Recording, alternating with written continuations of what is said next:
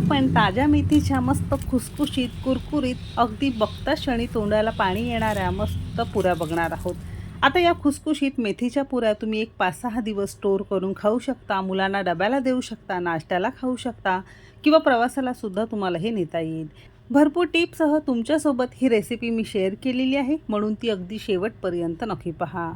चला तर मग वेळ न घालवता रेसिपीला सुरुवात करूया. सगळ्यात पहिल्यांदा इथे आपण एक मध्यम आकाराची मेथीची चुडी, त्यातली सुद्धा अर्धी, फक्त पानं आपल्याला निवडून घ्यायची आहेत. नळाखाली स्वच्छ धुवून घ्यायची आहेत आणि चाळणीवर काढून घ्यायची आहेत.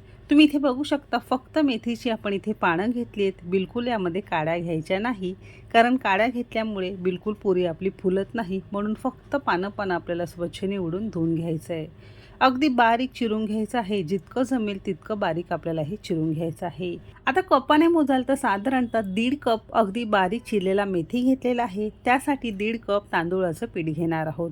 म्हणजे जितका मेथी तितकाच आपल्याला तांदळाचं पीठ घ्यायचं आहे. कोणत्याही वाटीने किंवा कपाने तुम्हाला हे मोजून घ्यायचं आहे, म्हणजे प्रमाण बिलकुल तुमचं चुकणार नाही. तुम्हाला तर माहीतच असेल की तांदळाच्या पिठाला चिकटपणा कमी असतो. याला चिकटपणा आणण्यासाठी इथे आपण 2 चमचे किंवा सारख्याच कपाने मोजाल तर अगदी पाव कप भरून इथे आपण गव्हाचं पीठ घेतलेलं आहे.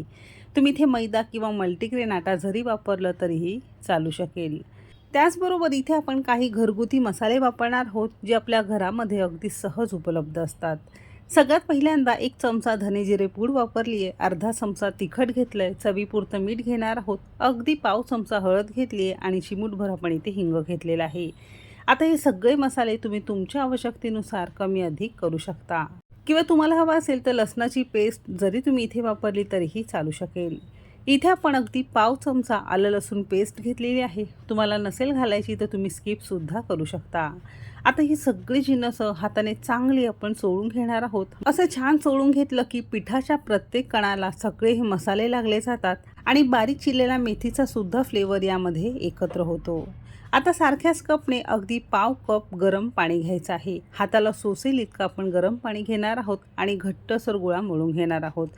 तांदळाचं पीठ वापरलंय म्हणून इथे आपण गरम पाण्याचा उपयोग केलेला आहे. साध्या पाण्यामध्ये जर केलं की पीठ थोडंसं तुटक होतं आणि लागेल तसं गरम पाणी घालून हे पीठ असं छान मळून घेतलं की थोडासा याला ना चिकटपणा येतो. तर इथे आपण घट्टसर पीठ मळून घेतलेलं आहे. सगळ्या शेवटी थोडंसं तेल लावून पुन्हा पण याला चांगला जोर लावून हे पीठ मळून घेणार आहोत. एक महत्त्वाची अशी टीप, ह्या पुऱ्या करण्यासाठी पीठ आपल्याला अगदी घट्ट किंवा टाईट मळून घ्यायचं आहे, जेणेकरून आपल्या पुऱ्या अगदी तेलकट होऊ नये, चांगल्या कुरकुरीत आणि कमी तेलकट पुऱ्या तयार होण्यासाठी. तर अगदी घट्ट गोळा आपण मळून घेतलेला आहे. तुम्ही इथे बघू शकता. तुम्हाला हवं असेल तर एक 5-10 मिनिटासाठी हे पीठ भिजत सुद्धा ठेवू शकता. पण आता सकाळची वेळ आहे, मला मुलाला डब्याला द्यायचं आहे, म्हणून मी लगेचच करणार आहे. भिजत ठेवल्यामुळे आणखीन हे छान होतात. आता एक मोठ्या लिंबाच्या आकारा एवढे आपण छान गोळे करून घेणार आहोत. तुम्हाला जितकी मोठी लहान पुरी लागत असेल त्यानुसार तुम्ही याचे गोळे करू शकता. तांदळाचं पीठ असून सुद्धा गरम पाण्यात पीठ भिजवल्यामुळे बिलकुल गोळ्याला तुम्हाला इथे कुठे क्रॅक्स किंवा कुठे तडा गेलेला दिसत नसेल. अगदी गुळगुळीत छान गोळा आपला तयार होतोय. तर इथे आपण काही गोळे करून घेतलेत. आता हे मळलेलं पीठ फ्रीजमध्ये 2 दिवस व्यवस्थित राहतं. जेव्हाही तुम्हाला पुऱ्या खायची इच्छा होईल, फ्रीजमध्ये काढून पुऱ्या गरम तळून तुम्ही खाऊ शकता. एक गोळा घेतलाय. गरजेपुरतं थोडंसं तांदळाचं पीठ यावर आपण भुरभुरणार आहोत आणि नॉर्मली आपण जशी पुरी लाटतो थोडीशी जाड अशी, अगदी तशीच आपल्याला ही लाटून घ्यायची आहे. खूप जास्त पातळ नाही किंवा खूप जास्त जाड नाही, अशी ही आपण छान लाटून घेतलेली आहे. कडा थोड्याशा तुम्हाला उलट्या सुलट्या दिसत असेल तर डब्याच्या झाकण्याने अशी छान गोल पुरी तुम्हाला करून घ्यायची आहे, किंवा तुम्ही एक मोठी चपाती लाटून डब्याच्या झाकण्याने छोट्या पुऱ्यासुद्धा तुम्ही तयार करू शकता, किंवा अशा पद्धतीने सिंगल पुऱ्यासुद्धा करू शकता. तो उरलेल्या सारख्याच पद्धतीने सगळ्या पुऱ्या आपण छान करून घेणार आहोत. तुम्हाला जर पुऱ्या खायच्या नसतील तर मोठी जशी आपण चपाती लाटतो अगदी तशीच चपाती छान पातळसर लाटून थोडंसं तेल किंवा तूप लावून दोन्ही बाजूने तुम्ही छान भाजून खाऊ शकता. तर इथे आपण काही पुऱ्या अशा छान करून घेतल्यात. आणि लक्षात असू द्या, पुऱ्या सगळ्या एकदम करू नका, कारण पुऱ्या चांगल्या फुलणार नाही. लागेल तसं थोडं पुऱ्या लाटून तुम्ही या तळून घेऊ शकता.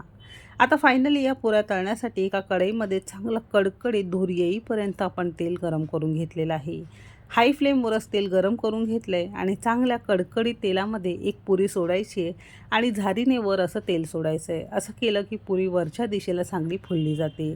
पुरी कमी तेलकट होण्यासाठी, चांगली फुलण्यासाठी एक तर पीठ आपल्याला घट्ट मळायचं आहे. तेल चांगलं कडकडीत गरम करून मोठ्या आचेवरच आपल्याला ही पुरी दोन्ही बाजूने एक 5-6 मिनटं चांगली खरपूस अशी रंग बदलेपर्यंत तळून घ्यायची आहे. तुम्ही इथे बघू शकता दोन्ही बाजूने खरपूस अशी छान पुरी तळली गेलेली आहे. आता ही आपण एका झारीवर काढून घेणार आहोत आणि उरलेल्या सगळ्या पुऱ्या अगदी सारख्याच पद्धतीने तुम्हाला तळायचं आहे. प्रत्येक पुरी तुम्ही इथे बघू शकता व्यवस्थित फुलत आहे. बिलकुल कोणतीच पुरी आपली इथे चपटी झालेली नाही. तुम्हाला जर अगदी चपटी आणि कुरकुरीत क्रिस्पी पुरी खायला आवडत असेल तर अगदी पातळ लाटून तुम्ही सारख्याच पद्धतीने चपट्या पुऱ्यासुद्धा तळून खाऊ शकता. चहाबरोबर खायला अगदी मस्त लागतं. एक 7-8 दिवस तीसुद्धा बिलकुल खराब होत नाही. किंवा अशा पद्धतीने 4-5 दिवस स्टोअर करून खाता येणाऱ्या मस्त खुसखुशीत आणि कुरकुरीत पुऱ्या तुम्ही तयार करू शकता. प्रत्येक पुरी मस्त फुलत आहे. तर आज आपण मेथीच्या खमंग पुऱ्या बघितलेल्या आहे. मेथीऐवजी तुम्ही इथे पालक, मुळा किंवा गाजर घेऊन सुद्धा सारख्याच पद्धतीने तुम्हाला पुऱ्यासुद्धा तयार करता येतील. तर इथे आपण काही पुऱ्या अशा छान तळून घेतलेल्या आहे. एक 5 मिनटं झाली तरी पुरी अशी छान टम्म फुललेली आहे आणि बिलकुल तुम्हाला इथे ही पुरी तेलकट दिसत नसेल. अतिशय खुसखुशीत, कुरकुरीत आणि खूप कमी तेलकट, खमंग खुसखुशीत, कुरकुरीत मेथीची मसाला पुरी खाण्यासाठी तयार झालेली आहे. मुलांना डब्यासाठी एकदा नक्की करून द्या आणि घेतलेल्या जिन्नसात एक 12 ते 15 मध्यम आकाराच्या अशा छान खुसखुशीत, कुरकुरीत मेथीच्या पुऱ्या अगदी सहज तयार होतात. आजची ही रेसिपी तुम्हाला कशी वाटली? लाईक, शेअर आणि सबस्क्राईब नक्की करा. तुमच्या मैत्रिणींसोबत जास्तीत जास्त शेअर करा. चला तर मग भेटू एक मस्त आणि जबरदस्त रेसिपीसोबत. तोपर्यंत मस्त खा आणि स्वस्त रहा.